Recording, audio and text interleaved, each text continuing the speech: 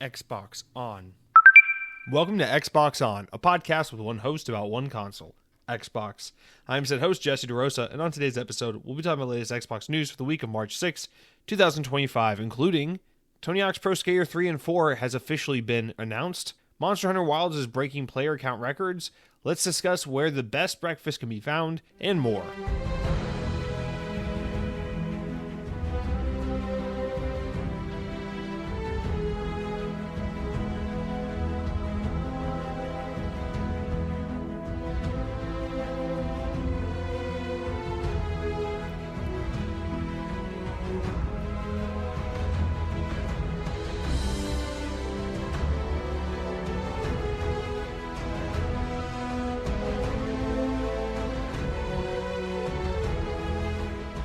On this day in Xbox history, in the year 2009, 16 years ago, Resident Evil 5 was released for the Xbox 360 in Japan. I don't know if it had the same date here in the US. I don't fucking know. It just said on Moby Games that it was Japan. Listen, Resident Evil 5 is the Gears of War, Resident Evil, and Gears of War 6 more so, if I'm not mistaken. I have like no connection to these games whatsoever. I've never played them. I'm sure they're fine.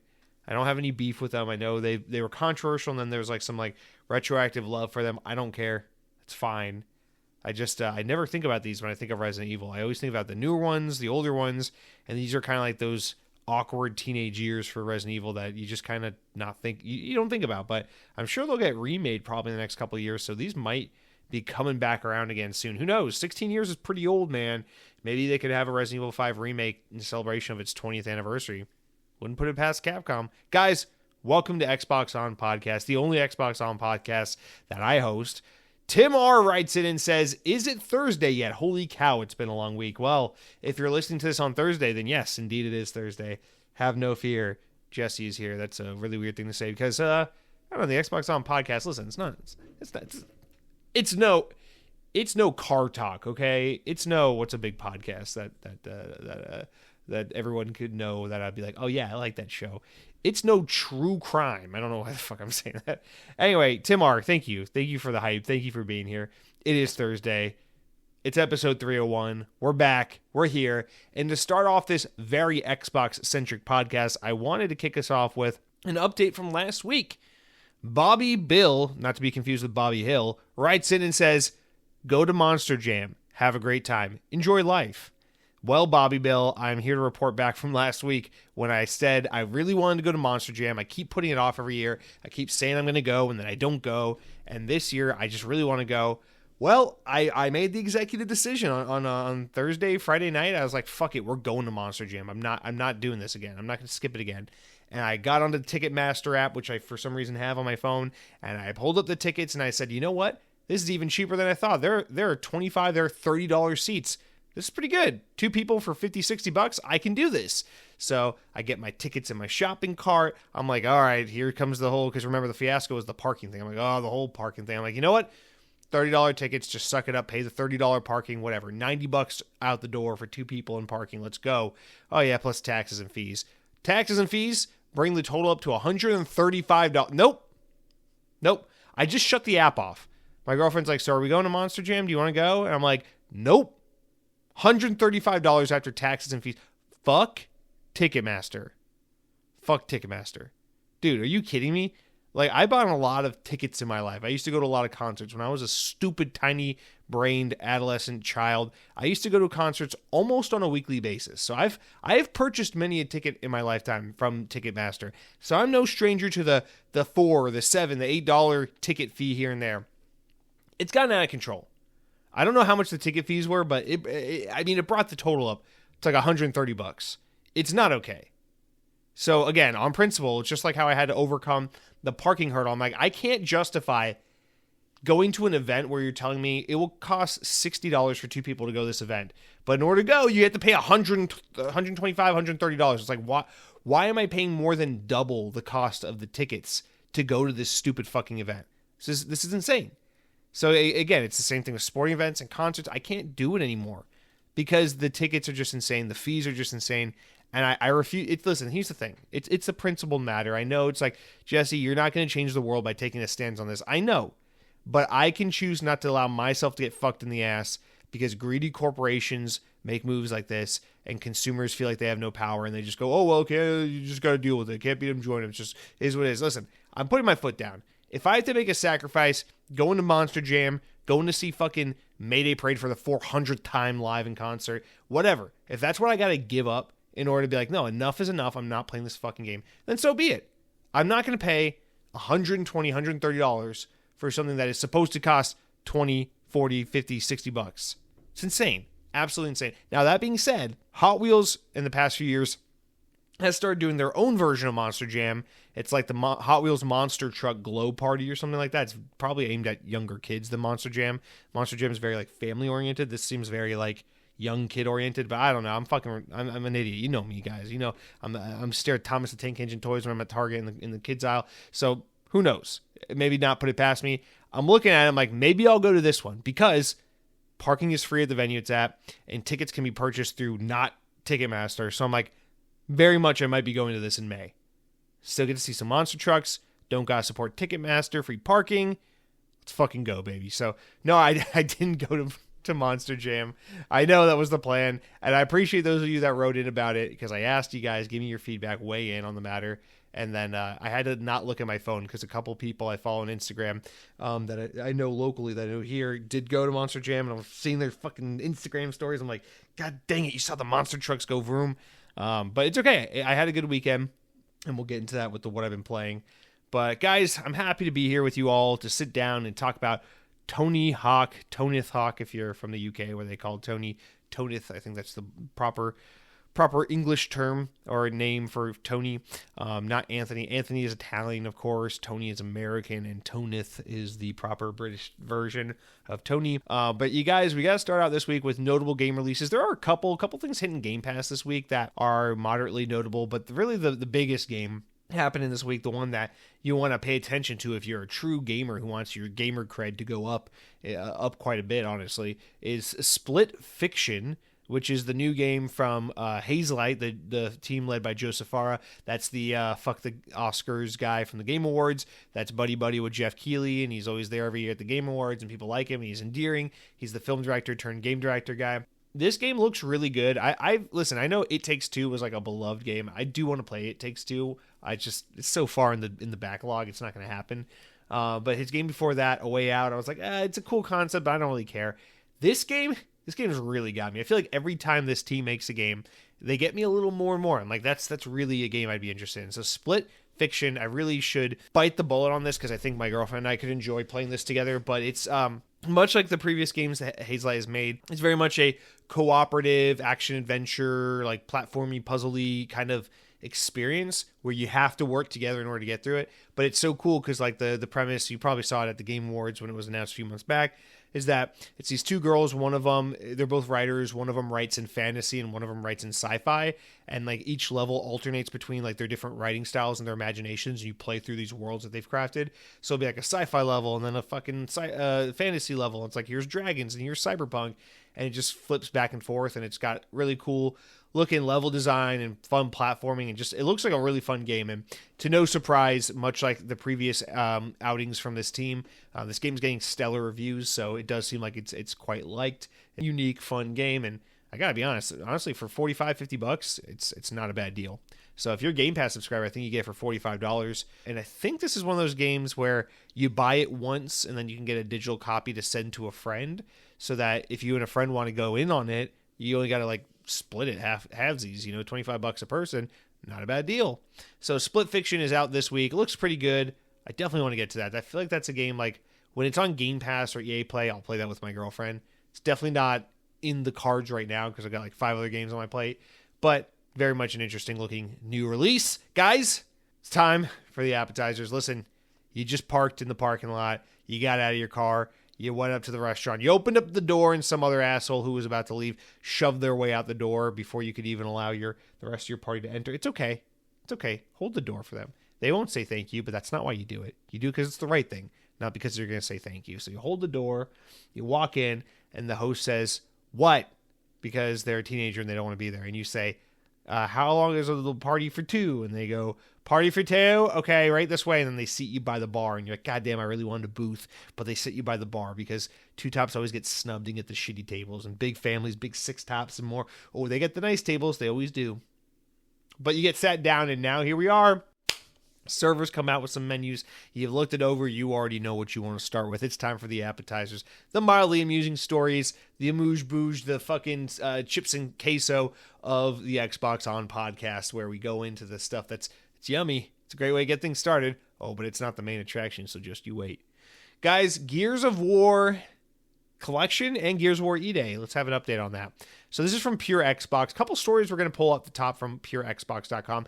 Now, let me just preface with this. I like Pure Xbox a lot. I go through it every week just to see if there's any stories that they're touching on. Because they are very specifically and solely Xbox focused, they cover a lot of more granular stories, and sometimes they cover some things that are from more fringe sources. In this case, more so sources I'm not familiar with. So it doesn't mean that they're good or bad or reliable or unreliable. It just means I'm not familiar.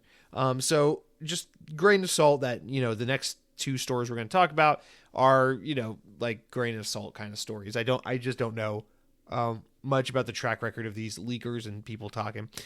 Anyway, into that. So Pure Xbox writes, Fable could be apparently be joined by Gears of War E-Day next year, according to Xbox leaker Extas, EXTAS 1S, these fucking names.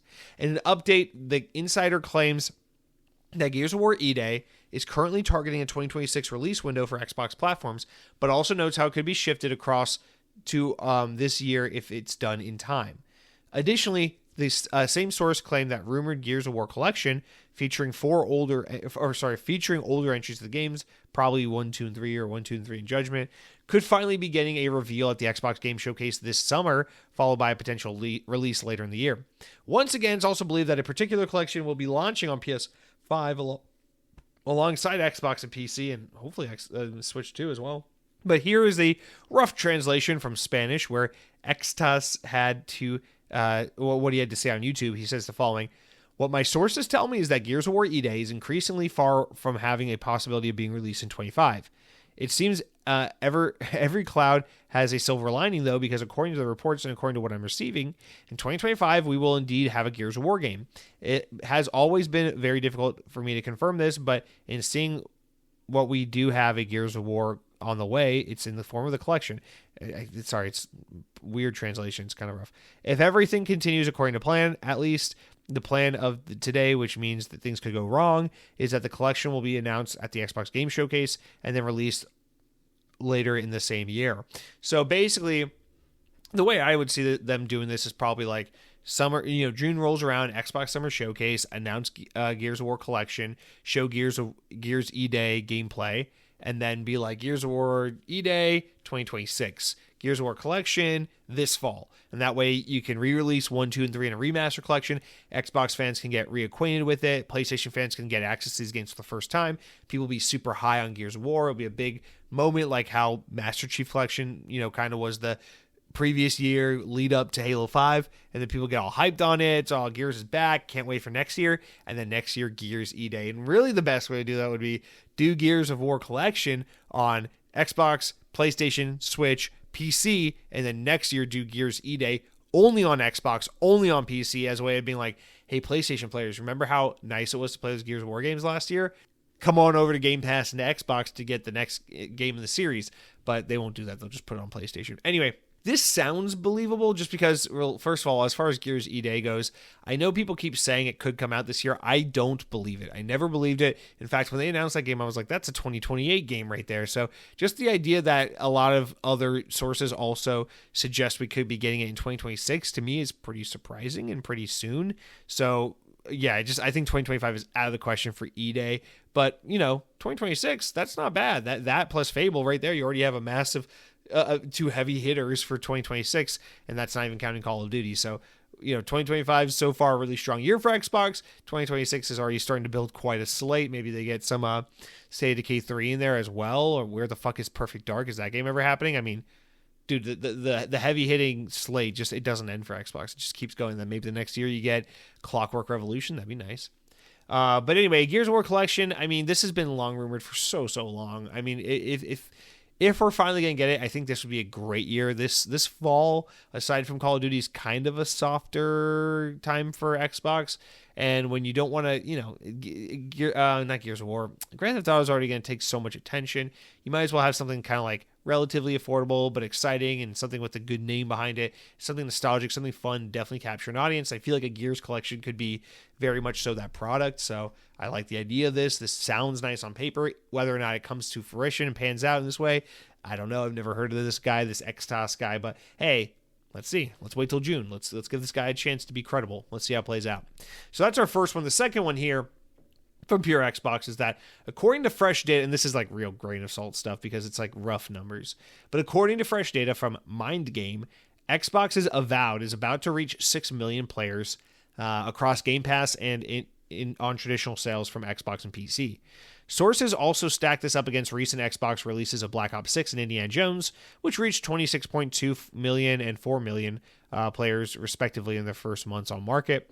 MindGame said, this is, I guess, like some data site or some website, says that it uses search volume, streaming hours, video content, engagement, stream concurrent players, and Game Pass subscriber counts, and sales, of course, to gather this data, although there's certainly estimates of these facts and figures, and they're not coming directly from Microsoft. Now, relatively speaking, this looks like a pretty good start for Avowed, especially considering that we're only about 2 weeks from the game's official release. Recently, we only heard directly from the developer Obsidian, who said that they were happy with sales so far, which was another positive sign for the brand new RPG on Xbox. Now, generally speaking, it's probably worth taking these with a pinch of salt, considering that this info is quite difficult to track down, but it does give us a pretty good gauge of how Avowed is performing compared to other Xbox first-party games. I just gotta say this, listen, 6 million players in 2 weeks for any game would be a really, really wonderful start, especially considering, hey, there's no PlayStation in those numbers. But here's my thing, and it kind of goes back to the Indiana Jones thing, where Indiana Jones quietly bombed and nobody talks about it. But listen, you got this Game Pass service that has over 30 million subscribers. You got PC, people able to access your game through Steam, and then you got the traditional Xbox hardware. And I just feel like 4 million players, or sorry, in this case, 6 million for Avowed, this big Western RPG game, is kind of a low penetration, considering that the majority of your Xbox Game Pass subscribers are gonna be people at the highest tiers, the Game Pass for PC and Game Pass Ultimate tiers, so they have this game. And also considering that Game Pass engages probably your most hardcore fans in general, also considering that the fact that this is a Western-style RPG that came out in kind of a slower time, and, these games kind of do quite well historically on Steam, I just feel like 6 million is nothing to sneeze at. It'd be great for any game that wasn't releasing on a subscription service. But for something that did release into Game Pass, I would kind of expect it to be a little higher. And I feel, obviously Indiana Jones even more so, where it's like 4 million feels really soft. Like, again, if it was 4 million copies sold, I'd say, hey, that's pretty respectable. That's actually really great. Really great. But for 30 plus million people to have access to this game day one through Game Pass, roughly, and maybe not so much because there's lower tiers of Game Pass that don't include that, but, for that many Game Pass subscribers to have access to these games and then not to engage with them, and then on top of that you get Steam sales and Xbox sales, I just feel like, I don't know. I wonder if Xbox is getting the response in the sales and the Game Pass engagement that they truly are looking for. I would love to know more about that, because I'm not blown away by this stuff. Even Black Ops, no, don't get me wrong. Black Ops 6 did phenomenally well, 26.2 million players. Great. But, that's across everything. PlayStation, Steam, it's Call of Duty we're talking about. So that's really good. But you would expect that, on a game like Call of Duty, maybe 80% of Game Pass subscribers engage with it.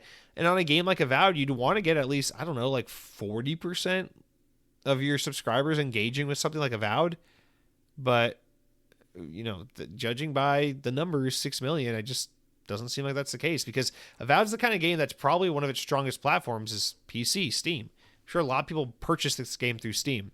So it doesn't seem like it was a smash hit on Game Pass. It wasn't a abject failure either, but it just wasn't, it's like, okay. So, I don't know, just something to think about. We'll never truly know because Xbox doesn't release numbers, but we'll have more anecdotal evidence over time that will help us suggest and paint the picture of how this game has performed. And I don't know, it doesn't seem bad at all. It seems quite decent, but it also doesn't seem great.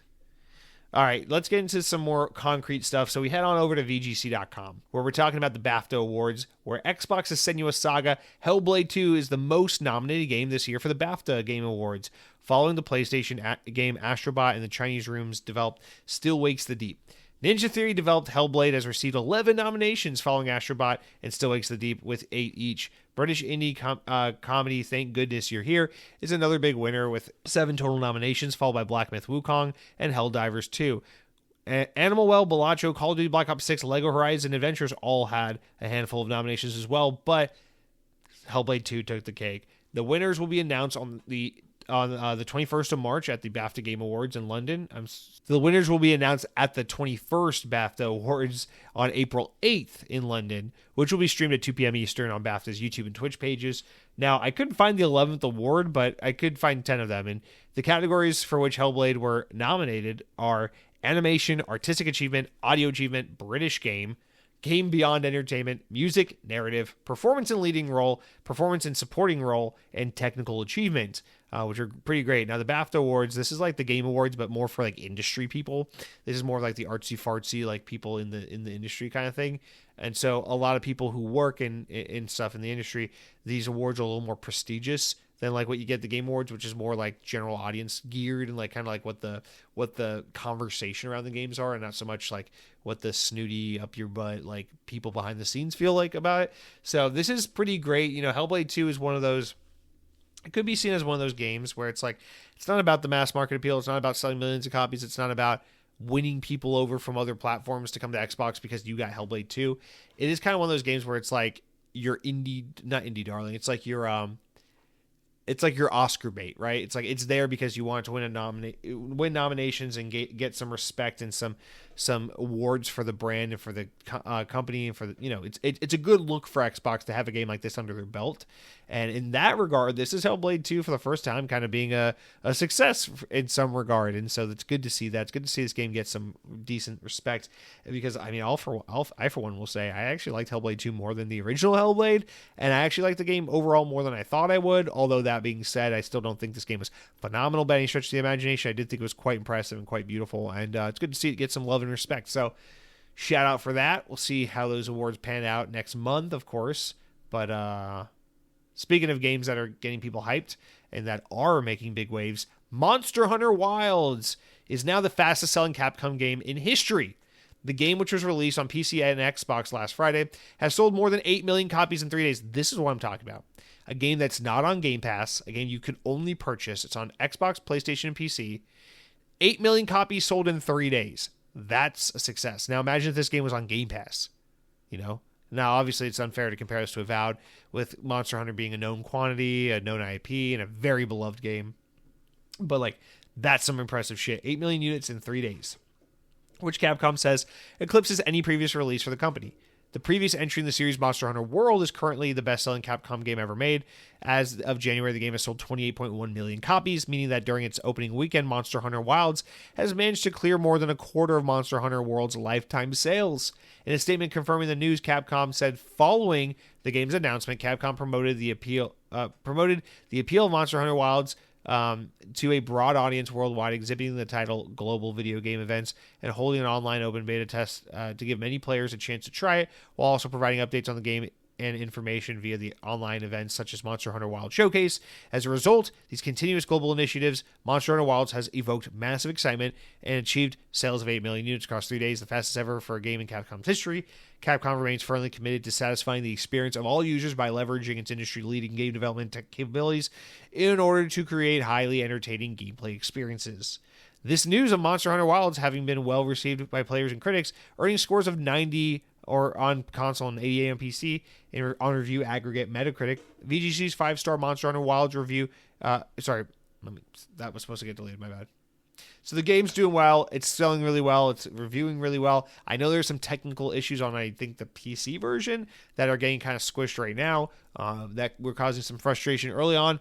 But overall, it seems like Monster Hunter Wilds is being the smash hit success that we all knew it would be, and that is no surprise there, but still a huge congratulations to Capcom, because it's hard to have any fucking form of success in this industry today, especially when gamers are always looking for everything to suck, and when it doesn't matter what you put out there, everything just kind of bombs because Fortnite has Peter Griffin and Monster Hunter has nothing. So this is awesome. This is really a positive moment in a time where everyone's getting laid off in the industry. So just want to take a minute to appreciate that and show some respect to that. All right, moving on. Acclaim, iconic video game publisher Acclaim, is being resurrected. The U.S. gaming publisher enjoyed success in the 90s and is now being resurrected. Originally founded in 1987 by a trio of former Activision employees, Acclaim became known for their steady stream of games based on popular IP before eventually declaring bankruptcy on September 1st, 2004. Now, more than 20 years later, Acclaim is back, led by CEO Alex Joseph and former founder and CEO Graffiti Games. Goddamn. Turnip Boy commits tax evasion. What? Turnip Boy commits tax evasion. Never heard of it. In a statement by the publisher, they say their initial goal is to support indie developers and reignite classic franchises, providing funding, marketing, and PC support to indie studios. So this seems like it's going to be more of a PC thing. It seems like it's more of a small scale thing. Like it's not like Acclaim's coming to make Turok. Although who's making that new Turok game? It's Universal isn't it? That's so weird. Or they're publishing it rather. I don't know. It's just cool to see a name like this come back. It's nostalgic. It's weird. It's comforting. But it's obviously basically a totally new company with an old brand being revived. It doesn't mean, it's going to feel like 2004 again. It means this brand is coming back, but under new management. But just thought that was cool. Thought that was something noteworthy. I wonder if they'll be able to grow it and then expand back into console and become a bigger player again. It's kind of hard to, become a big player in the games publishing space. I mean, 2K just folded Private Division, basically, which is like their indie label. But who knows? With Ubisoft fucking faltering and folding, maybe this is going to offer an opening for someone else to come back. Maybe Acclaim can come be a notable player in the space again. Who fucking knows? But thought that was cool to see and just wanted to read it out there. All right, last one before we get into the entrees, you guys. Talking about Activision, talking about AI. What the hell is going on here, brother? Activision appears to be gauging interest for a new Guitar Hero, Call of Duty, and Crash Bandicoot games, but using AI-generated promotional materials for non-existent titles. Adverts for Guitar Hero Mobile, Call of Duty Zombie Defender, and Crash Bandicoot Brawl have recently been appearing on the company's social media platforms, including Facebook and Instagram. While the adverts initially appeared to serve as new product announcements, their use of generative AI for promotional artwork quickly raised doubts about whether or not this was actually the case. It seems that these initial doubts were well-founded, and as to some ads featured links to mock-ups in app stores while users were attempting to download the product, they were met with messages explaining that the true nature of the ad. It reads, quote, "Thanks for your interest. This isn't a real game, but it could be someday. We'd love to if you answer this short survey, which would help us inform the potential future games. Your feedback really matters to us." That is so fucking frustrating. According to the advert, Guitar Hero Mobile is a fast-paced competitive mobile rhythm game where players face off in real-time music battles, hitting notes in sync with their music to climb the global leaderboards and become the ultimate rock star. Call of Duty Zombie Defenders is a top-down tactical mobile defense game where players build defenses and fight off waves of zombies in an iconic post-apocalyptic world. I would like to play a game. And the third reads, Crash Bandicoot Brawl is a fast-paced round survival game where 30-plus contestants compete against one another in wacky puzzle platform solving and obstacle course challenges. So, this is wild. So, like, people would be on, like, Instagram or whatever and get an ad for, like, Call of Duty Zombie Defenders or Guitar Hero Mobile. And they'd be like, what the fuck? It's like those ads. It's like, click here to play now. And then you click on it, and it takes you to the App Store or the Google Play Store. And then when you try to download it, it says, gotcha, bitch. Gotcha. Take a survey. Would you like to play this game if it were real?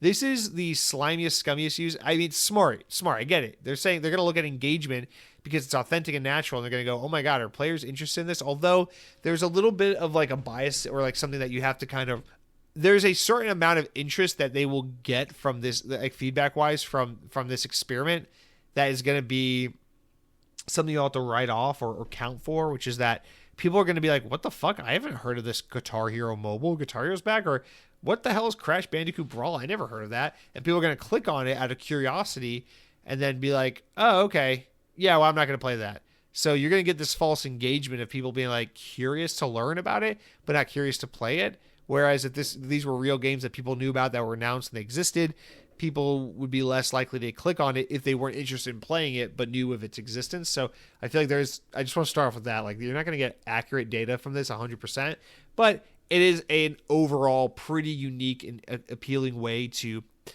garner that kind of information by get that authentic, like, people engaging with and going out of their way to interact with this in order to see, like, hey, is there a demand for a tower defense Call of Duty zombie mobile game? Is there a demand for some kind of Guitar Hero mobile game? And you just lie to people and say, hey, here's AI artwork telling you this game's real, but it's not. So I fucking hate that. It makes me sad. It makes me fucking pissed that they could just lie in an ad and get away with that. But no doubt this is a very unique and creative way to utilize AI to try and get marketed. This is what I fucking hate, dude. This is everything. This is what's so wrong with today's world. It's like there's no like guy with a passionate idea who's like goes to the boss and goes, I have a passionate idea for a game about this. And the guy goes, I like that idea, kid. You got gumption. We're going to give you $20 million and we're going to give you an opportunity to show your stuff. And the guy gets to make the game, and then the world gets to respond to it whether they like it or not. And sometimes you get BioShock, and sometimes you get fucking Laser Suit Larry. So you get a mixed bag, but it's true, it's authentic, and it's the real creative process. But we live in today's world where everything is so expensive, and publishers want to play it so safe that we get all this bullshit where it's like, guys, let's make a fake Guitar Hero game and fucking bait people into thinking it's real so we can gauge interest for whether or not we should bring back Guitar Hero. It's like, or you can just not be a piece of shit and lie to people and just go make a game and have some goddamn confidence you're putting out a good product and figure out a unique way to market it so that you can get your game across to people and get them to give it a try.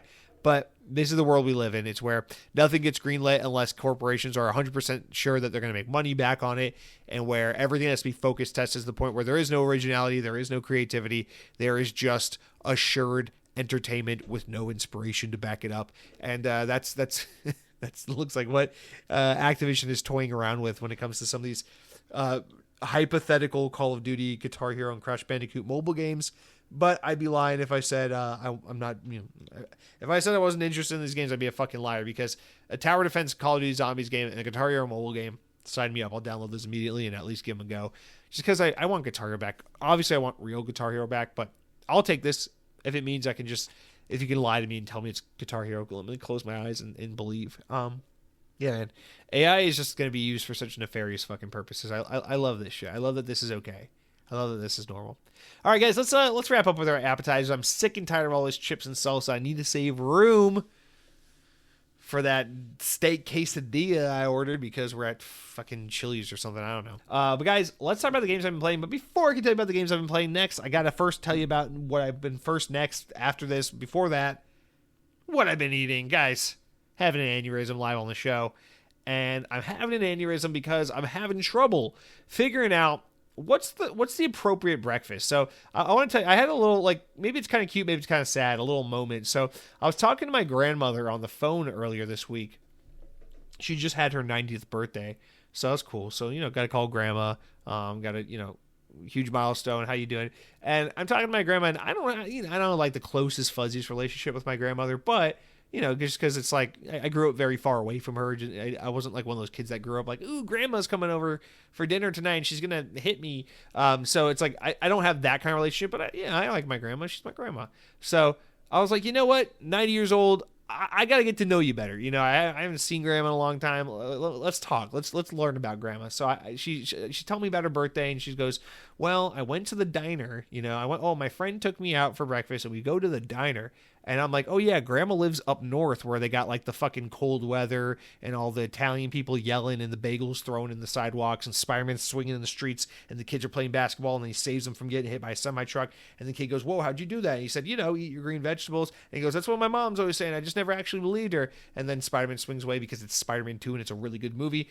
But I never really like, oh yeah, grandma lives like over like where like all the fucking Jewish delis and the fucking Greek bodegas and all the shit is, like all the Italian places. Like, tell me about that. Like, the food's great up there. What do you like? What do you like, grandma? Because I grew up in the South, man. We got Waffle House down here. You know, you talk about going out to the diner. You go to Waffle House for a fucking all-star breakfast. I almost said Grand Slam. That's Denny's. But Grandma's telling me about what she likes for breakfast. It's cool. It's very old timey. You can tell she was raised during the Depression because she's talking about like rye bread, and I'm like, okay, that sounds boring as shit. But it's cool because I'm like, you know what? Everyone's perception of what a good breakfast is so different, and it was so I don't know, the timing I thought was just so coincidental because my girlfriend and I have been trying to find a good breakfast spot for a while here in Florida, because for a while we were going to the Cracker Barrel down the road from us because Cracker Barrel is so fucking cheap and it's got like a fun vibe. It's got a fun atmosphere. But our Cracker Barrel, because Central Florida is like the #1 world destination for chain restaurants, because everyone here has to be like 500 pounds and love chain food like myself. Because of that, the Cracker Barrels in our immediate vicinity got chosen by corporate to be like the test stores for their new corporate overhaul. And like, listen, I'm sorry for our UK listeners and people in other parts of the world who don't know what Cracker Barrel is. Look it up. It's this really fun, like, roadside diner chain restaurant in America. That's awesome. It's got this little country store when you walk in. It's a little gift shop, and it feels very old timey 1800s old America. It's like, it's cute, it's fun, it's a whole thing. But it's like walking into the Oregon Trail and eating grits. But our local Cracker Barrel recently got molested by modernity because they fucking ruined it. They took out all the fucking wood and the rakes on the walls and the picture of Ma and Pa on the farm and all the fucking old school looking tables and the spit buckets and everything that made it look all old and country like. And they just replaced it with that fucking Apple Store, abandoned warehouse, dog shit look that Disney and every fucking modern corporation's obsessed with chasing. And now it just looks sterile. It looks miserable. It looks just apathetic. And it's got the bright, harsh white lights and open seating, and it's echoey, and there's no privacy, and booths are down with booths and up with fucking wobbly tables in the middle of a restaurant. So we swore off Cracker Barrel because they fucked it up. They ruined it. They had a chance and they fucked it up. So Cracker Barrel is dead to us now, at least to me. She still likes it. Fuck Cracker Barrel. So we're trying to find a place. But another obstacle we've been struggling with here is that I just find local restaurants to kind of suck. Generally speaking, it's not entirely true. Orlando's actually got a really great food scene, like the greater Orlando area, and there are tons of good restaurants, especially if you want to like spend money. If you want to go to like a nice restaurant, a restaurant that has a reputation for being like, it's fancy, it's high class, it's quality food. Like, there's a lot of good places to eat, but I just find, generally speaking, that when it comes to like cheap eat places, like places where you can eat for like $15 a person, there's just, I know this is a controversial take, and I don't care if this makes me sound like lowbrow or trashy. I just find, at least living here and kind of back home, a lot of these like casual eateries kind of fucking suck. They just do. They just really do. And so it's like, you go to like a Cracker Barrel and like, I'm sorry, the cheesy potato casserole and the pancakes there are better than the local diner in your town that's run by an Army veteran, blah, blah, blah, blah, blah. That's like, oh, here's a steel oats and the fucking steak and eggs and shit. Because you go there and it's like, the atmosphere kind of sucks. It looks like a condemned building, and the food tastes like something you could have made at home, but worse. And you pay exorbitant prices because local restaurants are super expensive here. And so we've been struggling. We've been trying local diners here. We've been trying other chains. That's why a couple weeks back we talked about Bob Evans, and it's just to no luck, because it really sucks for us. Like, we love going out to eat for breakfast on like a Sunday morning or a Saturday morning, because in today's world, you know, you can't go out to eat dinner for like less than $100. You know, you swear off alcohol and desserts, and you still walk out paying $100 minimum just off like an appetizer and 2 entrees and water. So it's hard these days to find like a good dinner spot that's affordable. So we kind of shifted in recent years, trying to be, you know, broke ass first time homeowners, to more of like a let's do like an eat out for breakfast kind of thing. You know, it's $30-$40 for a couple to get some pancakes and coffee, and you still get that feeling of like we went out to eat, and it's fun. I love like a big breakfast, and like it's a good way to know it's your weekend. It's a good way to set in like a nice, fun, relaxing day. It's like, I'm gonna sleep in, I'm gonna eat some fucking pancakes, and that's how I know this is my lazy day to watch Disney Plus and play Xbox. So, we've been trying different spots, and it's just I'm just wondering. It's like what do you got? I don't know. Where am I? Let me try to tie this all together. So we talked about grandma. We talked about Cracker Barrel. We talked about how my grandma's probably a cracker. Here's the thing. What's the good breakfast thing? What's the good diner thing? How do you do breakfast? Because I'm realizing the options kind of suck here. Florida's such a weird place because sometimes it's the South, sometimes you're in Latin America, and sometimes you're in like the straight to VHS sequel to New York. And so it's like, it's cool because it's so mixed, but it's also like frustrating because it's like has no identity. It's like, you know, that we have diners and bagel shops and stuff like that, but they're not very good. It's not like really like when you're in New York, it's not very good. And then we got like the cafes and the boutique places, but like they're always in the hipster town. They're expensive as fuck. And it's like, okay, I don't want to spend $8 for a latte and, you know, $8 for a fucking croissant and be like, why the hell am I spending $20 on after tip and tax for a croissant and coffee? I could just go to Dunkin' Donuts at that point. You know, we got all the things, but it's like, I don't really know. I'm trying to find a place that feels like my home breakfast spot. You know, a month back when I went home and visited Georgia, I talked about going to my old spot, you know, BB's Bagel, my old diner that I used to go to down the road from the house I grew up at. That's my spot. There's no doubt about it. It's like friends want to go out for breakfast. It's like, let's go to BB's. And if for some reason you didn't want to, you had some other reliable chains. You got Another Broken Egg. You got J. Christopher. No, it's a steakhouse. What is it? Christopher J. There's literally one that's like J. Christopher and J. whatever. No, J. Christopher, the breakfast spot. So there's some like chains and stuff that you got in like where I'm from, where you got some decent spots as well. But it's like here, you don't really got much. You got the IHOPs and the Denny's, and then you got these local places that all kind of, they're all either like really overpriced or they suck. There's really only two we've been able to find here that I'm like pretty confident in, but the problem is one of them's really expensive and the other one's really limited. So the first one, the one that's really expensive, is called Kiki's.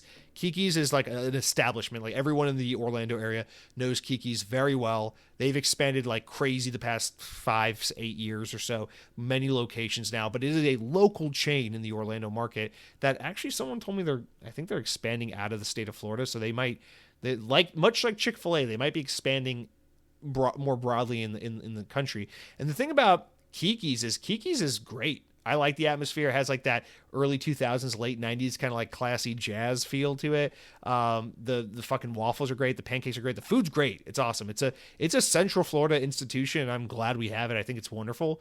There's a Kiki's that's like 5 minutes from my house. I love it. The problem with Kiki's is twofold. One, it's super expensive, and two, it's super popular. You go to Kiki's, doesn't matter. You're going to wait outside for 45 minutes for a table. Doesn't matter what time of day it is, what day of the week it is. Floridians need their Kiki's. I don't blame them, but it's a bitch to go. So that's the first one. The second one is Jeff's Bagel Run. So this is a bagel shop that started in Orlando during the pandemic. This dude like lost his job or something. He's like, I'm going to fucking get real good at making bagels, and then I'm going to get famous on TikTok. And he did just that. And he opened up this bagel shop, and it was super popular. And we went during the pandemic to go grab bagels there. And guess what? They're really fucking good. And then they were so good that everyone's like, you should have more bagels in Florida. And he goes, I think I should have more bagels in Florida. And then he opened up like 5 more of these places. And then he made surprisingly a really good mobile app for ordering. And so Jeff's Bagel Run is fucking great. They got one now in the Disney Town Celebration, the community that Disney built. And that's pretty close to where I live, so I'm able to drive up there for bagels and coffee. Their coffee has no business being as good as it is. It's fantastic. Their lattes are phenomenal, and their bagels are great. They have a great variety. They have so many flavors. They have great spreads. I love that place. The problem with that place is it's limited. Like, I don't want to go to a place and grab a bagel and a coffee and go home and eat it all the time. Sometimes it's nice, but, you know, sometimes I want to go sit down. I want to have a server come up to me and top up my coffee after I got the cream to sugar ratio just right, and then she fucks it up by pouring extra coffee in there. I want to get the pancakes and the home fries with the hot sauce. Like, sometimes you need the proper breakfast, but, you know, it's great to have a great bagel shop, but can't be your only option. So that's what I want to pose out there. That's it for what I've been eating. It's been this ongoing journey to figure out, how do you do the diner? What's a good breakfast spot? What does breakfast look like where you're from? I know we got some UK listeners. Don't you fucking tell me you're eating those goddamn beans. I know what you've been doing. And then we got, the people up north, like people like my grandma who grew up during the Great Depression. They eat the rye bread and they think it's good, but it's not good because it's rye bread, but she likes it, so good for her. I don't know. What have you been eating? I guess. Let me flip the question. It's not what can I eat for my country. It's what can my country eat for me. Anyway, that's it for what I've been eating. You guys, time to get on to what I've been playing, and it's disappointing because I had a really nice weekend, finally. Finally had a weekend where I didn't have an obligation, but I could have played Avowed. I wanted to play Avowed. The plan was to play Avowed. I even didn't go to Monster Jam, so there's plenty of time to play Avowed. So naturally, my girlfriend and I decided to finally pull the trigger on a home DIY project we've been planning to do for just over a year now, which is install our own kitchen backsplash for the counter, for the wall in the kitchen. So I spent the weekend not going to Lowe's once, not going to Lowe's twice, but going to Lowe's 3 fucking times to buy more tile, to buy more grout, to buy more measuring sticks and all this dog shit so we could go build a kitchen backsplash. And listen, gotta pat myself on the back. Girlfriend took charge on this. She watched more videos on it. She was kind of spearheading the project more than I was, but we did it together and it came out looking pretty damn good. So I'm proud of us. But the thing is, I told her Saturday morning when we were going to Lowe's to get the materials, I was like, how long do you think this is going to take to do? She goes, based on the videos I watched and the fact that we don't have experience with this, I think it'll take us about 2 hours. I said, if you think it's going to take about 2 hours, I'm going to say whatever you say times 2 or 3. So I think it's going to be 4 to 6 hours for us to do this. Well, it took us 2 full days, but we did it. It took the whole weekend, really. Literally the whole fucking weekend. And it's like, and at the end of the day, once you're done, like, cutting tiles and measuring and put them in the walls and cleaning and sponging, and it's not super laborious, but it's tedious, and you want to get it right because you're doing it to your own home. But at the end of the day, it's just like, fuck this, I don't want to play a video game. I sat on the couch and I basically, like, in between sessions of working on the backsplash, I sat on the couch and binge watched season 1 of Daredevil, the old Marvel Netflix show that's now on Disney Plus. That's getting a new show this week, Daredevil Reborn. So in anticipation of the new show, I watched season 1 of the old Netflix show, and holy shit, I just gotta say as an aside, Daredevil, possibly like the best thing in the MCU. I know it's like kind of an adjunct show, or at least the old show was. It's not like it's in the MCU, but it's not like in the MCU. But man, oh man, I remember this show being really popular when it came out in 2015. I just didn't watch it. I wasn't in the mood. It didn't faze me at the time. The timing wasn't right. But oh my God, I'm going back and I'm watching it right now. I don't know if seasons 2 and 3 are this good, but season 1, that's really good television. Dude, Daredevil is fucking awesome. I'm very excited to get through all the old seasons so I can watch the new one, the new Disney Plus one, because I know now they're trying to integrate it more directly into the MCU, and I'm just excited to see how that all plays out. But man, I'm really enjoying this show. But yeah, I don't know, after like long days of working on the kitchen, too tired to really like sit down and play a game and use my brain, so I just kind of vegged out and watched Daredevil, which is a phenomenal show. But that's it for what I've been playing. It's not exciting. I wish we could talk more about Avowed. I want to talk more about Avowed. In fact, it's an Xbox podcast, so we should probably get away from the diners and the grandmas and the Daredevils and the Lowe's visits and all the rest, and get back into the news, the world of Xbox. Oh my God, Phil Spencer, he's my God. He runs the Xbox division, which I worship. All right, so let's take a quick water break and come back and get into the news. Oh wow, I'm so refreshed from all this water. Let's talk about Xbox news. Activision made a game. Okay, Tony Hawk's Pro Skater 3 and 4 Remaster. It's here, finally. We talked about it last week, but now we have it in more official capacity. There's a trailer. We got news about it. The Doom guy's in there. Let's read about it. VGC relays and says, following months of speculation and leaks, Activision's officially revealed Tony Hawk's Pro Skater 3 plus 4. It'll be released on July 11th, 2025, although more expensive editions of the game will be offered 3 days early, starting July 8th if you get that early access, baby. Featuring cross-platform online multiplayer, it'll be available for Xbox Series consoles, Xbox One, PS4 and 5, Nintendo Switch, PC via Battle.net, Windows, and Steam. It'll also launch day one, of course, with Game Pass Ultimate and PC Game Pass. Quote, everything you love is back, but revamped with more skaters, new parks, gnarlier tricks, and eardrum-shattering music, plus a whole lot more, according to the description accompanying the game's reveal trailer, which is online. You can go look it up. They got the Doom guy in there. Drop into new exciting parks like the abandoned water park, yes, bring your swimsuit, oh my god, or shred it up across timeless classics like Foundry, Alcatraz, College, and more, reads a product overview of the game's website. Now, new skaters join the ranks in returning pros, each equipped with fresh drip, they use the word drip, and unique tricks, except apparently Bam Margera is like the one guy not returning, though, which is unfortunate. He's fallen on hard times, I guess, and there's probably some licensing issue there. Anyway, let your creativity shine in the new expanded Create Skate and Create a Park modes. Compete against your friends with the new Hawk mode to prove who's the better pro. The standard edition of the game is $50 US, while the deluxe edition is $70, $20 more, and the collector's edition is $129.99, $130. Comes with a fucking skateboard toy or something like that. The digital deluxe edition of the game includes Doomslayer and Revenant playable skaters, unique outfits, and a hoverboard shaped like a Unmaker from Doom. It also features additional songs included with the in-game soundtrack. I wonder if the reason they put Doom is just to kind of like cross-promote it with the new Doom game. I wonder if that's the reason they chose that franchise, because that's ZeniMax Bethesda. That's not Activision. So it's Xbox synergy, but in a new way. The collector's edition includes limited edition full-size birdhouse wings skateboard deck. That's what I was talking about. A physical copy of the game plus a digital deluxe edition content. Fans who pre-order any edition of the game will receive access to the Foundry demo in June and a wireframe Tony shader at launch, which is like a Call of Duty skin but for Tony Hawk. The demo, yeah, it's cool. You get a demo if you pre-order it. The game is being developed by Iron Galaxy, the studio behind the PC version of Tony Hawk's Pro Skater 1 and 2, which was released in 2020.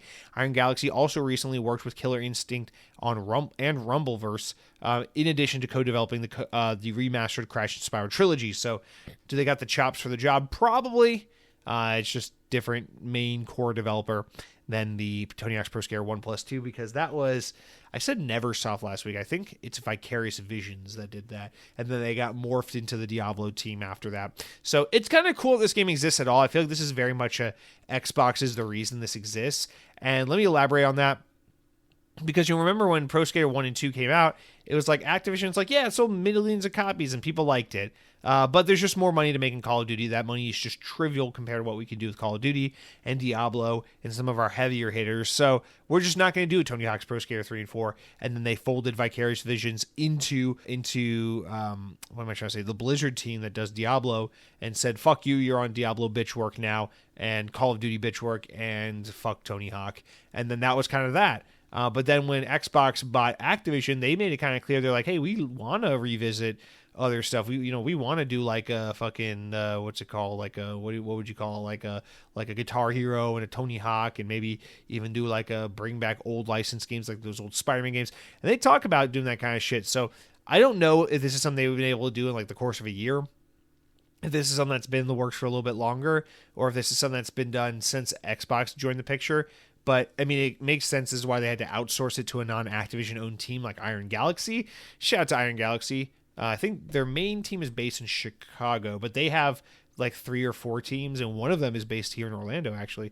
But anyway, shout out to Iron Galaxy. But yeah, I think the reason they had to outsource it was because Xbox was like, whoa. We want Activision to be able to publish and do these other things like Tony Hawk and Crash and Spyro and Guitar Hero, and not just Call of Duty and Diablo and Warcraft. So I feel like this is kind of the product of, Xbox's involvement with the Activision label. And if that's the case, and this is just speculation on my part, but if that's the case, this is like the first objectively great thing to come from the Activision Xbox deal, other than like the obvious, we all knew it was coming and this is the reason for the acquisition, which is of course getting Call of Duty on Game Pass in the first place. Now, what I'm really interested in, because remember, I never played Tony Hawk's Pro Skater 3 and 4. I grew up on 1 and 2, and then I came back to the series for Underground 1 and 2.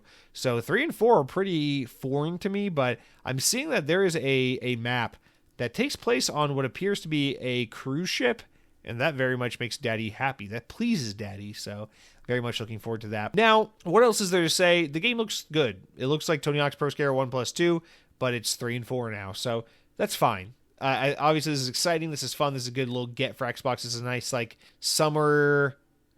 First of all, let me just say the release date, July 11th. Fucking chef's kiss right there. I love this. We need more summer games. July 11th is a perfect time for a skateboarding game to come out. July 12th would have just been too late. But no, I think this is a really great time of year to put this out. It's a really great little, like, after a busy season, early first half of the year with South of Midnight and Avowed and Doom and all that stuff. This is a really nice way to keep the momentum going with something that isn't obviously as heavy hitting and big as those games, but is also still something that's going to get people really excited. It's got the nostalgia factor. It's fresh. It's new, but it's also nostalgic and familiar in a great way. So I think this is a really great get. This is great use of the IP that they're acquiring and that they're having access to, thanks to owning Activision now, and all around just great content for Game Pass. Again, it's like Game Pass this year. Like, you can't go more than a month or so without something really big and special coming to the service, and so this just continues that. So really, really strong lineup, and then GTA is going to come out and destroy the world, and then we'll get Call of Duty. So what a really great year it's going to be for Game Pass, really. But yeah, it's exciting. It looks great. Can't wait to play it. Can't wait to get acquainted with these games that I'm not familiar with, I didn't grow up playing, and learn these soundtracks, because Tony Hawk games always had such good soundtracks. So I can't wait to discover some songs I already knew I loved that are in this game that I didn't know were in this game, because I love a lot of this era of like punk rock music and shit that was in these Tony Hawk games. But also discover some songs that I never knew that were in these games that other people loved a lot that I never was exposed to. So very much looking forward to that. In fact, it's really funny because this past week I've been listening to a lot of Fat Lip, who is like a he's like a old like LA hip hop artist.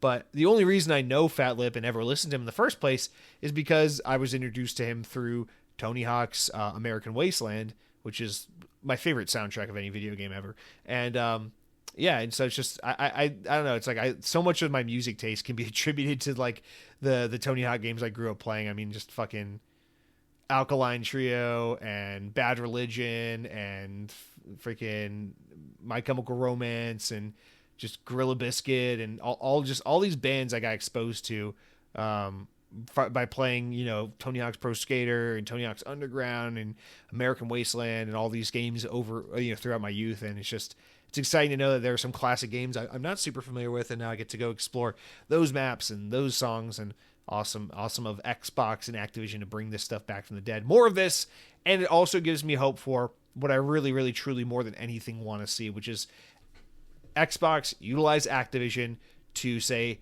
reach across the aisle to Disney and say, you guys got the license, Activision had the games, let's make this happen. I want Marvel Ultimate Alliance, I want X-Men Apocalypse, I want fucking Spider-Man Friend or Foe, I want Spider-Man Web of Shadows, I want all of it. I want the fucking Wolverine game from 2009.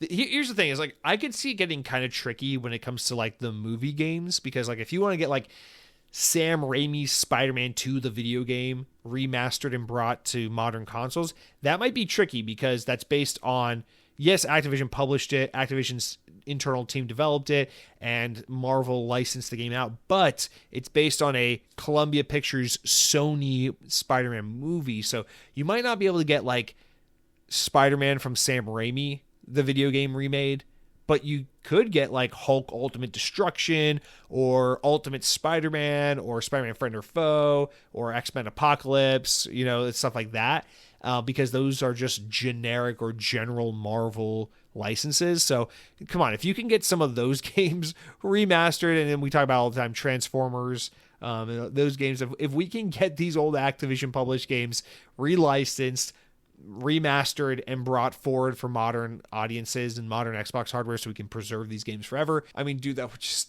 oh my god, like that alone, like Activision has been such a monkey's paw of an acquisition for Xbox in so many ways, but that would really justify the whole deal for me in so many ways, selfishly so, just because goddamn, I'd really fucking love to be able to play these kinds of games. I mean, it's already great enough that we're getting Tony Hawk games brought back and cemented and preserved in this way. So if we could just go do that to some of these old Marvel and Transformers games, I mean, dude, that's the thing that's so crazy about Activision is because even though they're kind of a hated publisher, it's like they kind of have so many of the best games ever. Like, I mean, dude, those old Neversoft Spider-Man games from like the PS1 and 64 are so fucking good. It's insane. Like, can we please get those games back? And just, God, it's so weird. Activision's got Guitar Hero and old school Call of Duty and Spider-Man and all these IP. It's like, God damn, those are so many good games. And that's just all we ever get today is like World of Warcraft expansion, Call of Duty Modern Warfare 6. Russia is good now because now America likes Russia for some reason, which is weird as they invade another country. It's just I'm tired of it. It's like come on, man. Let's we can still get the Black Ops here and there, but like let's get some Tony Hawk and Guitar Hero swinging around with Spider-Man once in a while. It'd be good. So super happy about all this. I think it bodes well for where we're headed, and I look forward to more because I'm a selfish human being and I can never be satisfied. All right, guys, let's continue onward. I don't know what to make of this. This guy, he won't stop. He can't stop. He won't stop. But Hideki Kamiya keeps saying, "Baby girl, I want you back." So let me get into that. From VGC, former Platinum Games co-founder Hideki Kamiya says that he still wants to make Scalebound one day. The Bayonetta, Devil May Cry, and Okami director left Platinum Games a year and a half ago. Is currently working on his sequel to Okami with his new studio Clover. However, a new tweet posted on the official Clover Inc. account on X suggested that Kamiya still doesn't have the canceled Xbox game out of his head just yet. The action RPG started development at Platinum Games in 2013 with Kamiya as director. It was set to be released on Xbox and PC with Microsoft Studios publishing. However, in 2017, Microsoft announced the game had been canceled. Clover's latest tweet shows that Kamiya and other staff crowded around a monitor as they watch YouTube videos of early Scalebound footage. Notice some excitement around Kamiya's desk, the tweet reads. He was reminiscing about the development of Scalebound while watching YouTube videos. It never made it to release, but even now he still feels proud of it. In the video, Kamiya is seen explaining to his colleagues that the protagonist has headphones and a smartphone despite being a fantasy world with dragons. Just like Ed Isekai, reincarnation, one developer comments referring to the subgenre of the manga and anime in which the character is transported into another world in a fish out of water scenario. Yes, exactly, Kamiya replies. That's one big trend right now. The tweet also quotes Kamiya saying, "I'd love to make it again someday, though this video doesn't show this." Kamiya then retweeted the video with a message that said, "Let's do it, Phil," addressing current Microsoft Gaming CEO Phil Spencer, of course. I just think it's such a weird public display of like, please bring this back, uncancel it, let's get back to it. Listen, man, the game is over, it died, it's done. Now, would it be a cool fan servicey thing to do one day down the road where it's like, we're going back to Scalebound, we're going to reboot it, we're going to bring it back? Yeah, I think people would think that's fucking sick. It would get a huge E3 crowd moment, right? But is it the right thing to do? I don't know. They canceled it for a reason. The game clearly wasn't coming together and it was clearly a money sink for them. So I think they knew what they were doing when they canceled it.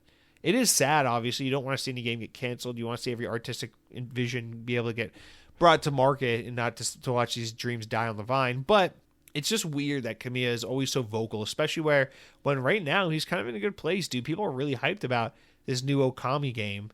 And rather than putting his head down and focusing on that and trying to rebuild his reputation by just getting to work and making something great, he's still reminiscing about the old days. It's like he's got this new hot girlfriend and everyone goes, "Oh yeah, you got back with that girl that broke up with you that everyone said she was better than you, but now she's back," and you make an Okami too. And you're just still opining about that dirty hooker you were dating during those washed up years of yours. Just stay focused on what you're doing now, Kamiya. It's just I had to chuckle though because reading the tweet where reading the tweet where he says, "Watching YouTube videos, it never made sense to release, blah, blah, blah, blah. But even now, he still feels proud of it." In the video, Kamiya is seen explaining to his colleagues that the protagonist has headphones and a smartphone, despite being in a fantasy world with dragons.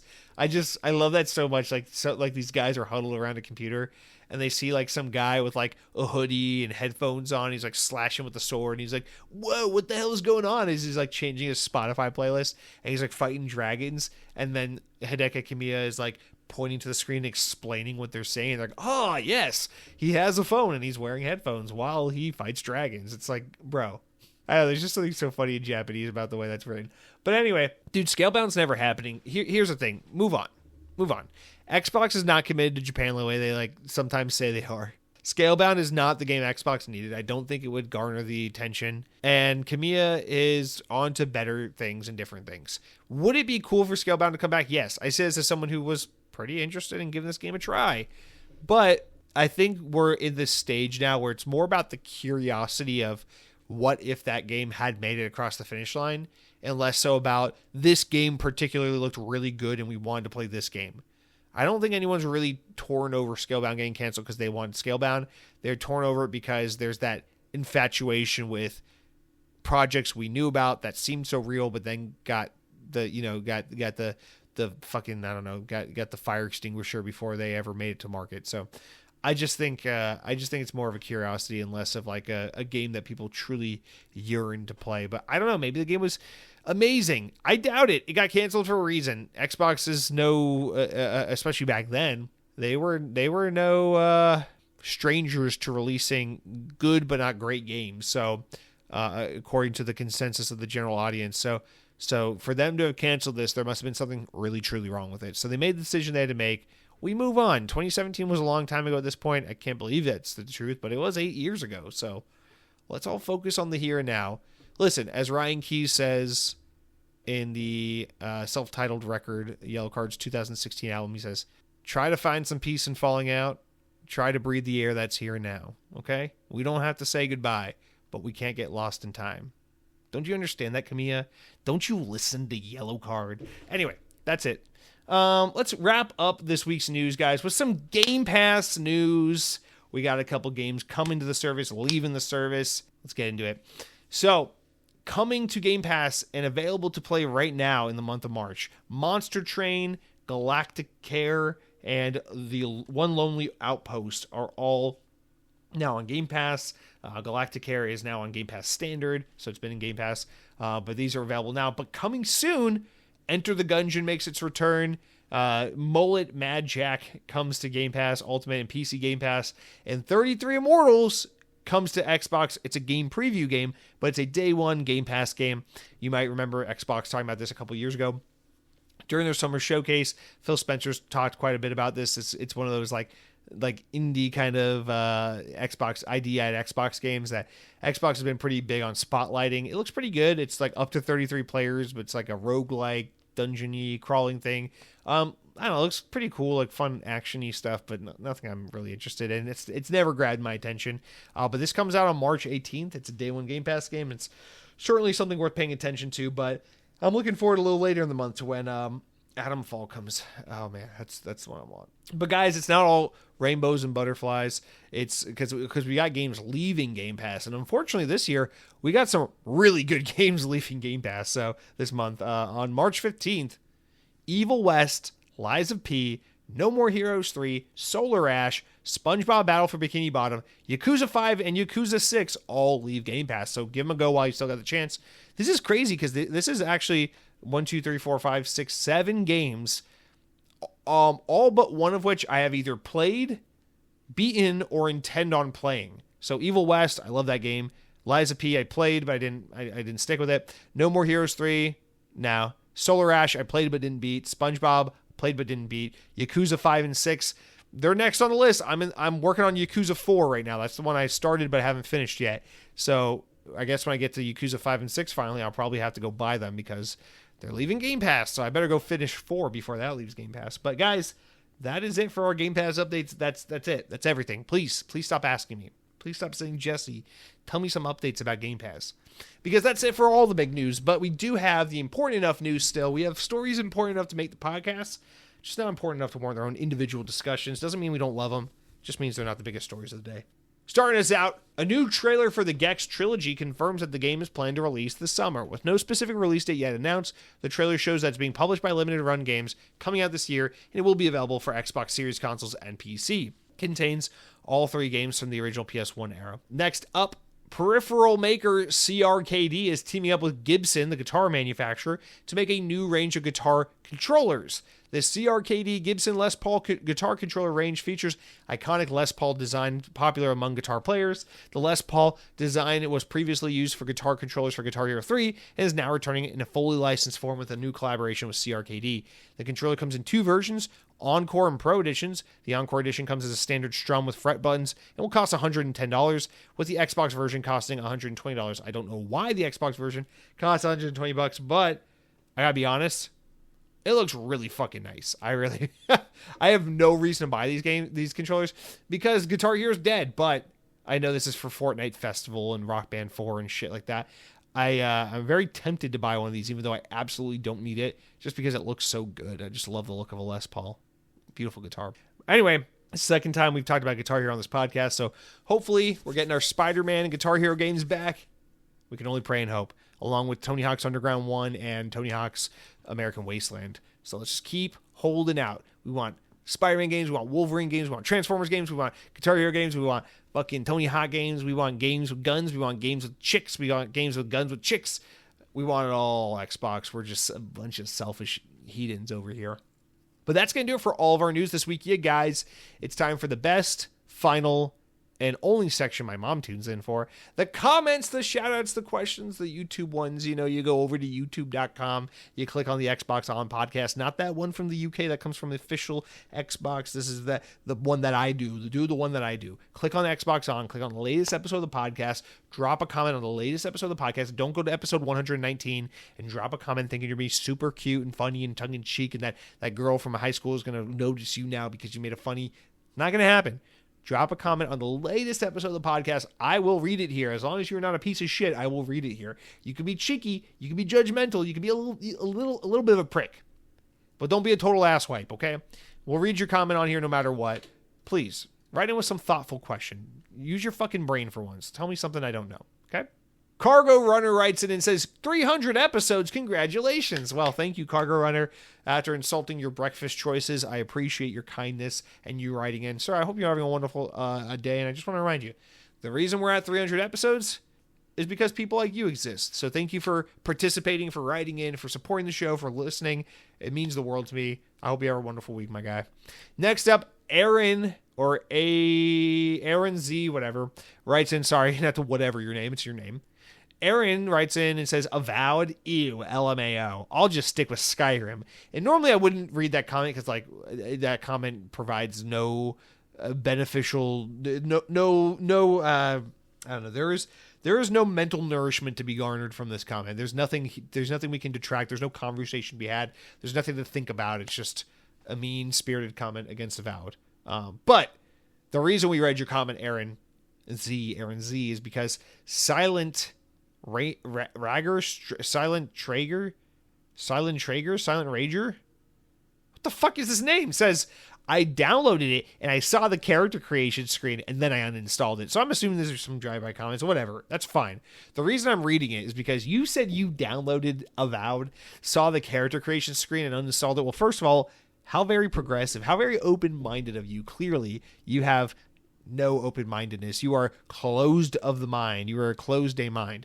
However, I thought it was interesting that you downloaded the game, saw the character creator screen, and then uninstalled the game, because I downloaded the game, saw the character creator screen, and then started breaking into every house in my neighborhood until I found an Xbox, and then installed the game. I found at least 7 different homes in which I could download this game in my neighborhood. So I did the opposite. So while you think you fought the man by uninstalling the game before ever even playing it, I did just the opposite and started installing the game on behalf of other people, knowing full well that they'll thank me one day. I broke through their doors, I destroyed their guard dogs, and I snuck in when the parents weren't home, and I said, I'm gonna fucking download Avowed on every goddamn Xbox in this house. And since every screen's an Xbox, that's a lot of screens.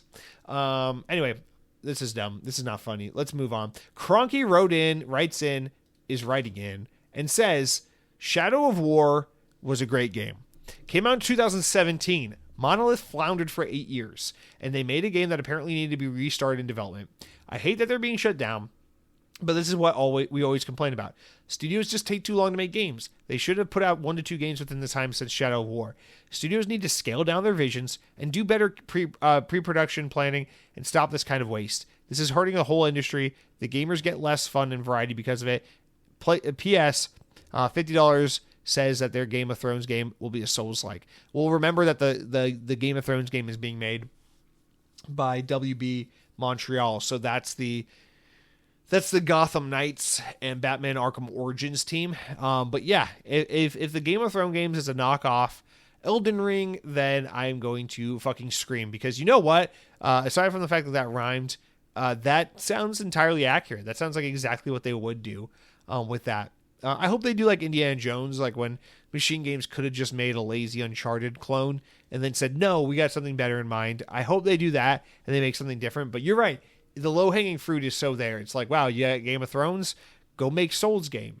Now, get the guys who made Liza P to do it or something. I don't fucking know. Jay Sivya. Jay, I've never tried to say your last name. I'm probably not saying it right. Jay, I'm illiterate. Please bear with me. Jay writes in and says, if you ever do merch for your podcast, I reckon a t-shirt that has in the middle of it a picture of a single Nerf dart. To which Sam Frito responds and says, and with the words, before I can tell you about who shot me, I got to tell you about what I've been eating. Below said perfect Nerf dart. Said perfect dart. Below said perfect dart. Goddamn. I like this. I like this idea for a shirt. I like the idea for the Nerf dart. I like before I can tell you about who shot me, I got to tell you about what I've been eating. Let me be honest. I know neither of you are asking for merch here. You're just making a funny, and I like it. I appreciate it. It is a funny visual. I like it. It's a good gag. Thank you, Jay. Thank you, Sam. You guys need to be on the board of merch directors for this podcast. But I'll never do merch for this podcast. I'm so fucking lazy. I'll give up on doing this podcast altogether before I ever advance it and make it even more official by, I don't know, adding video to the podcast or fixing the thumbnail so they don't look like shit, or selling merchandise, or trying to shop the show to get some ads on it so I can monetize it in some way. Before I ever do anything like that to kind of make this podcast more official, I'm going to give up on it. I'm just being honest. But we're not getting no merch. But if we were, I love this idea. I love the Nerf dart. Before I can tell you about who shot me, I got to tell you about what it is I've been eating. I love the idea that I just love the mental image of like whatever, some event transpires and I get shot and someone's like, "Oh my God, sir, are you okay?" And then I like lift my head up. I'm like, oh my God, what happened? Like, you got shot. And they're like, can you tell me what happened? What do you remember? I'm like, before I tell you about how I got shot, I got to tell you about how they fucked up Cracker Barrel. And then I'll just start coughing up blood. And they'll be like, I need to call an ambulance. It's like, no, you need to call the fucking fashion police. What's the fashion police for interior decorating? Because that's what we need to call on all these fucking corporations that make these restaurants and stores and theme parks and everything look soulless. Anyway, Jay, Sam, thank you both. I love this. I love this idea. The idea of Xbox On merch. What else would be a good idea for an Xbox On merch related item? Yeah, like a piece of pizza. It's like, this is an Xbox podcast, and it's just a piece of pizza or something like that. I don't know. I'm not good at this. I need to consult with Jay and Sam. They are on the board of merchandise directors, so I'd have to consult with them and figure out what we're going to do. Anyway, Silver Black writes in, you can't be two colors, okay? Silver Black, this is not fair. In Sacramento, Jesse, parking structures just a ways away are like $12. Any of those in Orlando? Monster trucks is usually one of the more affordable great times you can have. Well, unfortunately, we already talked about it, but yeah, no Monster Jam. It didn't happen. No, that's great. That's great that you guys have cheap parking structures nearby. The thing about Orlando that's so fucking great is it's not a real city, and there's like no space and nowhere to go and nothing. Everything's just highways. So unless you're like truly downtown Orlando, which is a genuinely horrifically tiny little place, there are not many like parking decks and buildings and spaces and like street parking. There's not many options like that. Camping World is like adjacent to real Orlando, like real downtown, but there's nowhere. There's not that I know of, at least. But listen, man, this isn't Sacramento. We don't have Mattel and decent proximity to other cool parts of Southern California. Listen, okay, oh, damn it, Sacramento Silver Black, you've made me so enraged with my jealousy because I like Southern California. I just can't afford to live there. Anyway, shout out to you. Yeah, dude, the biggest plot twist of that whole thing, by the way, was that I was willing to bite the bullet and cave on the parking finally. And then the fucking fees, the Ticketmaster fees, ended up being like, oh, so you're willing to get fucked by the parking, but are you willing to get double fucked by the Ticketmaster fees? And then the answer was no. Happy Mario writes in and says, hi, Jesse, thanks for the podcast. Did you complete Indiana Jones? That fight at the end with blah, blah, blah, blah, blah, blah, blah, beep, beep, beep, beep, beep, censor. It was a nightmare. And did you go to Monster Jam? No, I didn't go to Monster Jam. God damn it. Well, I don't know how much of a spoiler alert it is because there's really only one major enemy in the game, but nonetheless, just in the sake of trying to be considerate. Yeah, I did beat Indiana Jones.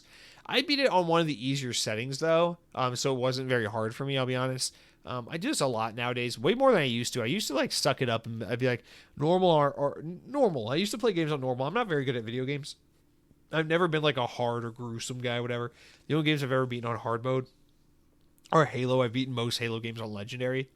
But usually I'm very much like a normal mode. But honestly, more and more these days, I'll just be like, normal mode's fine, and then if something even remotely challenges me for like more than a second, I'll be like, fuck it, and I'll just bump it down to easy mode because I don't want to be stopped or challenged. I just want to feel constant progress and accomplishment. If I wanted to be challenged, I'd go to work and deal with the real world. But if I want to have a good time and continue a fun pace, I'm going to just bump the difficulty down and continue the video game. So I had no problem whatsoever beating the last boss on Indiana Jones, but that game is tough as nails on harder difficulties, so I'm not surprised that it ended up being hard if that was the case for you.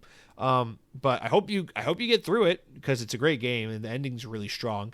I love that game. I liked Indiana Jones a lot. I really, really liked it. It really stuck with me. It was a really fun game. It's not like a greatest of all time kind of thing, but it was like the right team with the right IP, and they totally nailed it. And it's just one of those things that's not going to get the proper response it deserves. It's not going to get the attention, the praise, the player base, or anything. And now that team's probably just going to struggle because I feel like Machine Games hasn't been commercially successful. They've been like critically successful many times, but like they're never like super commercially successful. And so I feel like this is just the latest example, but with a really expensive license because Disney don't come cheap. But happy Mario, thank you for writing in. I hope you have a wonderful week. Cronky writes back in with a penultimate comment and says, I think Avowed is a 9.5 out of 10, or a 10 out of 10. That being said, I think it's a failure in light of the world the world on fire is I think its failure to light the world on fire is a symptom of how the gaming space has fundamentally changed. Fortnite and Marvel Rivals are free to play, and you socialize with your friends. Avowed is a single-player RPG with no meme content like Baldur's Gate 3 had, no sex with bears, and no internet nerd culture appeal. Just a great game. To which Sam Frito responds and says, so correct, Mr. Cronky. The people who just pass Avowed by are missing out, just as usual. Anyone who takes the plunge will get something. I got the 5-day early purchase, and I would say that it's worth every penny to give Obsidian some bucks. They will always be a smart developer worth supporting. Yeah, I really like Avowed. It says the guy who hasn't played in a week. I really do like Avowed. I don't know what it is, man. It's just so infuriating because, listen, the more I thought about it and the more I've listened to like some of the criticisms, I think there's fair criticism of Avowed. I understand the game was apparently supposed to originally be a multiplayer game, and then at some point they kind of started building it into a single player game, and that some of the final product suffers as a result of being this repurposed product, and that, you know, people complain like you can't pickpocket, you can't do things in this game that you could do in Outer Worlds or in previous Bethesda games and stuff. It's like, why would we walk backwards in terms of what these kinds of games can do? It's like, I get that enough of these little details and enough of these little things can add up to like someone being a little underwhelmed or frustrated with some of what this game isn't. But I do think, generally speaking, there's a lot of looking for reasons to be less than enthused with what this game ended up being. And then on top of that, it's just like, I don't know, man. It's like, why can't we just be excited that there is another one of these Western RPG style games for people who like these games? Not every one of them has to be the next Skyrim. Not every one of them has to be groundbreaking. Not every one of them has to push the needle in a new direction and really change things. But isn't it enough for every once in a while to just get another one of these? It's like Call of Duty. The last 20 Call of Duties haven't really lit the world on fire, changed the script. But if you like games like Call of Duty, most of them have been pretty fucking good. So like that's my thing with Avowed. It's like it doesn't rewrite the book, and it doesn't reinvent the wheel, but it's really competent. It's a really good time. So like I don't know. I feel like if you like these kinds of games, this is one of the better ones we've seen in a while, and we don't see very many of them, these days, or as many lately. And so it's like it's kind of nice if you want to break from the Souls likes and PlayStation failed live service games and your Fortnite. It's like play Avowed for 40 hours and get lost in a rich world and enjoy that, and then move on. But we can't have that. No, we can't have that. Sam Frito gets us on the last comment and says Tron Catalyst looks fine. Looks like fine. About time. I think it looks great. I can't wait. There's still no release date. They say sometime this year, but I'm going to be all over that game when it comes out. Avowed is a classic. Wish everyone saw it that way. P.S. People will jump on it when it comes to their platform. Or P.S. People will jump on it when it comes to their platform. You best believe that. Oh, I fucking know. The game's going to sell pretty damn well on PlayStation. Congratulations on 300 episodes. You always make my week, Jesse. Thanks for being my Mariah Carey, my Series S. I got the controllers. I don't understand the reference, but that's because I'm stupid. But yeah, thanks, man. Again, it's the same thing. Sam Frito, you've always been such a pleasure to read your comments on the podcast. I love having you here. You're funny, you're witty, and you're appreciated. So just like Cargo Runner, again, it's like, how did we make it 300 episodes? Because I'm a stubborn motherfucker who won't give up on this podcast. That's a losing audience. And more importantly, because people like you exist. You listen, you write in, you support the show, and you enable me to continue to be this piece of shit and do it every week. But in all seriousness, I love doing the show. I love knowing that there are other people on the other end listening, and that we can kind of have that relationship, that communication, that open dialogue where I get to talk crazy shit, then you guys get to write in with crazy shit, and then we get to go back and forth, and it's fun. And it makes Xbox all the more fun. I got to be honest, man. There are times nowadays where I feel a little more disconnected to my love of gaming, and not for any reason really other than just like my free time is just less and less. Like I think about it all the time. I don't know how parents do it, man. I know there are some parents out there that listen to this show. I don't know how you guys do it. I don't know where you find the time to be gamers and parents. I just struggle so much with like all the many interests and hobbies I have, and the very limited free time I have, and the very low energy I have after my exhausting job, and just trying to do all the other things in life. And it's just sometimes this podcast is like the thing that helps keeps me engaged to the Xbox ecosystem, and I love that because Xbox is just something I grew up with. It's something that I've always enjoyed. Video games have been so important to me, and Xbox is one of those brands that's just like it's been synonymous with my childhood and some of the most fun I've ever had and some of the best, warmest, fuzziest memories I've ever had. And so having this podcast helps me to continue to be reminded of that and to continue to build off of that, and it makes it worth it. So that's really all this show's about. It's not about really anything other than just sharing my appreciation, my love of video games and Xbox with all you folks who probably feel pretty similarly, because we probably all got touched by Bill Gates on Epstein's Island in some form or fashion, and that's why we're all Xbox fans, right? So anyway, I appreciate you, Sam. I appreciate all you guys. Thank you for listening. Thank you for being a part of this show. Thank you for helping us get past 300 episodes. It feels good. It's a good accomplishment. It really genuinely does feel good to know for 301 weeks in a row now I've done this bitch, so it's crazy. But you guys have a wonderful week. Be well, be safe. Let me know what your breakfast situation is where you live, whether you're in the UK, whether you're in Florida too. I know we got some Floridians that listen. Whether you're in a different part of the country. Jay, I know you're Australian. You better tell me what you guys eat over there in Australia. I know you guys got good coffee there. Tell me about it. I'd love to hear about your breakfast situation. Tell me about what you're playing. Tell me about your heartburns and your heartaches with the games industry. Tell me about what games you're looking forward to, what games you're playing, what games are you playing that are so underrated, underappreciated? You gotta say, Jesse, you never talk about this game, but it's so good. You really ought to give it a go. Let's talk about it. Let's bring up video games. Let's bring up food. Let's be fat asses. But until next week, be well, be kind, and power your dreams.